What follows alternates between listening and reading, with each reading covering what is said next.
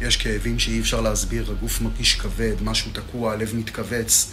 עשיתם בדיקות, הכל תקין, ניסיתם לחשוב חיובי, זה לא עוזר. ואז אתם שואלים את עצמכם, אולי יש בי משהו שאני לא זוכר. הגוף זוכר, גם את מה שאתה מנסה לשכוח.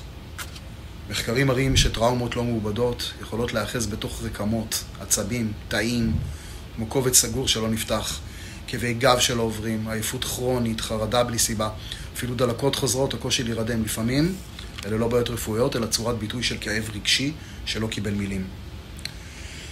כי הגוף הוא כמו דיסק קשיח, הוא זוכר את הפעם שאף אחד לא ראה אתכם, את הרגע שהלב נשבר, אבל הייתם חייבים להמשיך לתפקד, את הילד או הילדה שהחזיקו כאב גדול מדי בשתיקה. זה לא בראש שלכם, זה בגוף שלכם. והגוף לא מנסה לפגוע בכם, הוא מנסה לדבר איתכם.